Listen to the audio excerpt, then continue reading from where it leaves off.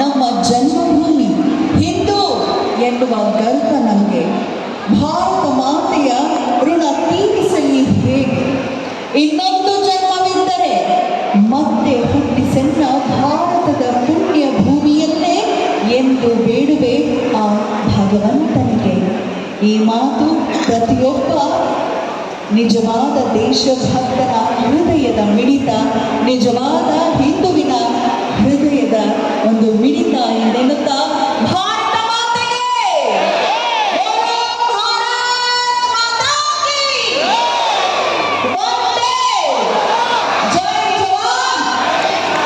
ಸದ್ಯ ಕೇಳಿಸ್ತಿಲ್ಲ, ಕಿಸಾನ್ ಇಲ್ಲ ಅಂದ್ರೆ ನಮ್ಮ ಲೈಫ್ ಕಂಗಾಲ್. ಸೊ ಅವರು ತುತ್ತುವನ್ನ ನಮಗೋಸ್ಕರ ಬೆಳೀಲಿ ಅಂತ ಹೇಳಿದ್ರೆ ಬದುಕು ಸಾಧ್ಯವೇ ಇಲ್ಲ. ನಮ್ಮ ಹೋರಾಟವೂ ನಡೆಯೋದಿಲ್ಲ.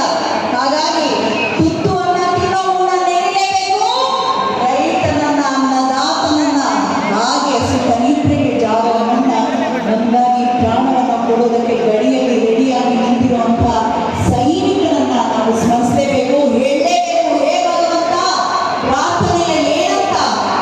ಹೇ ಭಗವಂತ, ನಮ್ಗೆ ಅನ್ನ ಕೊಡುವಂಥ ರೈತರ ಮನೆಯಲ್ಲಿ ಮಕ್ಕಳು ಯಾರು ಹಸಿದೆ ಮಲಗಲಿ, ಹಾಗೆ ನಮಗಾಗಿ ಪ್ರಾಣ ಕೊಡೋದಕ್ಕೆ ರೆಡಿಯಾಗಿರುವಂತಹ ಸೈನಿಕರ ಮಕ್ಕಳು ಎಂದು ಅನಾಥರಾಗದೆ ಇರಲಿ ಅಂತ ಭಗವಂತನಲ್ಲಿ ನಾವು ಪ್ರಾರ್ಥನೆಯನ್ನ ಮಾಡಬೇಕು. ಅದು ನಮ್ಮ ಧರ್ಮ ಅಲ್ವಾ?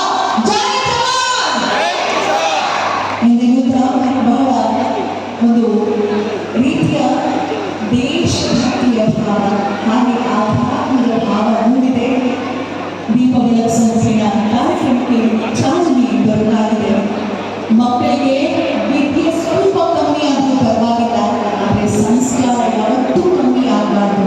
ನಮ್ಮ ಹಿಂದೂ ಧರ್ಮದ ಆಚಾರ, ವಿಚಾರ, ಆಚರಣೆಗಳು, ಸಂಸ್ಕಾರಗಳನ್ನು ಯಾವತ್ತೂ ಬಿಡಬಾರ್ದು. ಮನೆಯಲ್ಲಿ ಧರ್ಮ ಗ್ರಂಥ ಭಗವದ್ಗೀತೆಯನ್ನು ಇಟ್ಟರೆ ಸಾಕು, ಪಠಣ ಮಾಡಬೇಕು, ಅದರ ಅರ್ಥ ತಿಳಿದುಕೊಳ್ಬೇಕು, ಮಕ್ಕಳಿಗೆ ತಿಳಿಸಬೇಕು. ಆ ರೀತಿ ನೋಡಿ ನಮ್ಮ ಪುಟಾಣಿ ವೈನವಿ ವೇದಿಕೆಯಲ್ಲಿದ್ದಾಳೆ. ಒಂದು ಜೋರಾದ ಚಪ್ಪಾಳೆ ಬರಲಿ ವೈನವಿಯವರಿಗೆ. ಯಾಕಂದ್ರೆ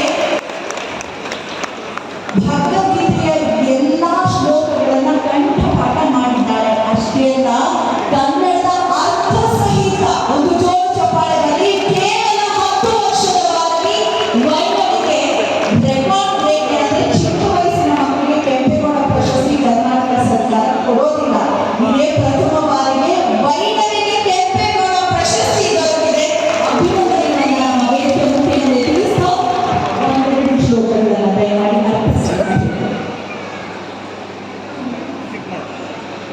ಹರಿ ಓಂ. ಜೈ ಶ್ರೀ ಕೃಷ್ಣ, ಜೈ ಶ್ರೀರಾಮ್. ಶ್ರೀ ಗಣೇಶ ಶಾರದಾ ಗುರುಭ್ಯೋ ನಮಃ.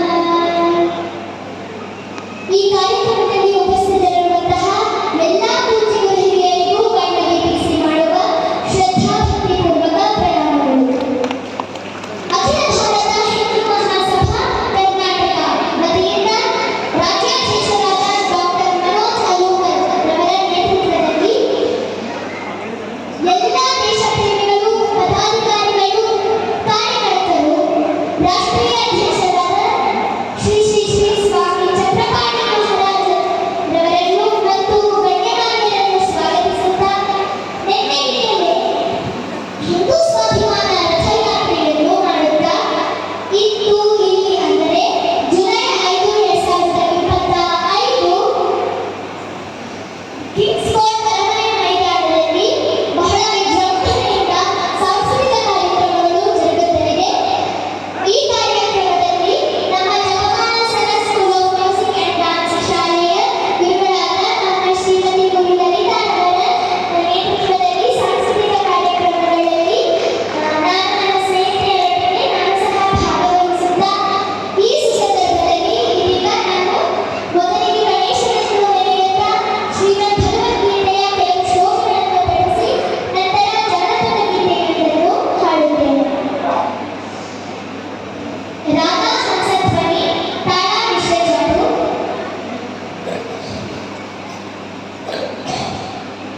ಶರಣು ಸಿದ್ಧಿ ವಿನಾಯಕ, ಶರಣು ವೀರ್ಯ ಪ್ರದಾಯಕ, ಶರಣು ಪಾರ್ವತಿ ತನಯ ಮೂರ್ತಿ, ಶರಣು ಮೂಷಿಕ ವಾಹನ, ಶರಣು ಪಾರ್ವತಿ ತನಯ ಮೂರ್ತಿ,